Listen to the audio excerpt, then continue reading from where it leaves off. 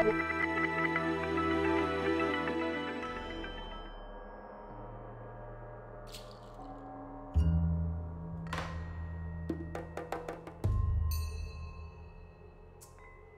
House of Dreaming is a brand new, interactive, fully immersive installation by Arena Theatre Company, and it's made for kids as young as 5. It is built like an actual house. You make your way through this maze of rooms in little groups, and it's really like entering into a dream. Like all of Arena Theatre Company's work, the House of Dreaming was created with close collaboration with young people. And so a lot of the images, the sounds and the stories that emerge in the house are inspired by work that we did with young people.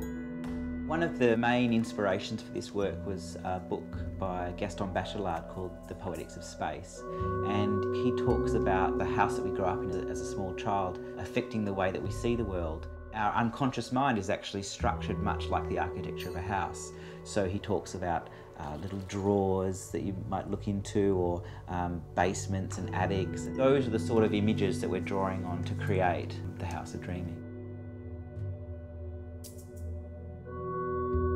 We hope that as kids and their families move through this amazing house, there's a sense of wonder and awe. We really want it to be as if you are experiencing a dream from the inside.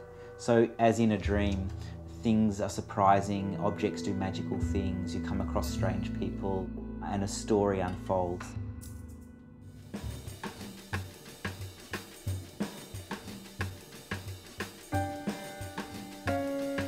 First approach the veranda, where you will be seated at a bureau. There's a telephone and a mirror.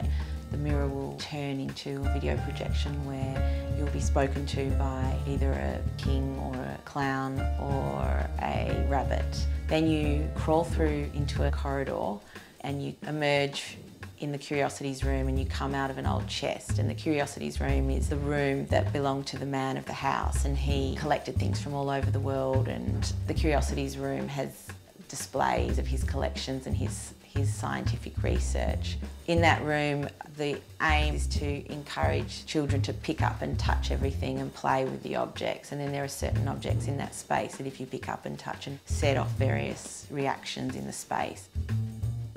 The next room is a party room, which is set up like a 50s, New Year's, farewell, Christmas, sort of every celebration in one.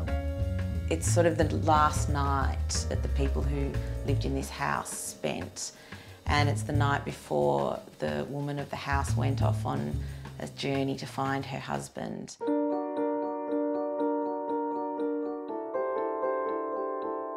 For adults and for kids, there'll be different meanings. On the one hand, it's like a passage through one night, but at the same time, you also see the house aging over time, and you see nature take hold.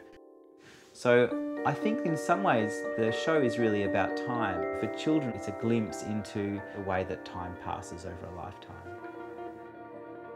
It's almost like you're the product of the dreaming of this house. You learn as you go through the life story of the house.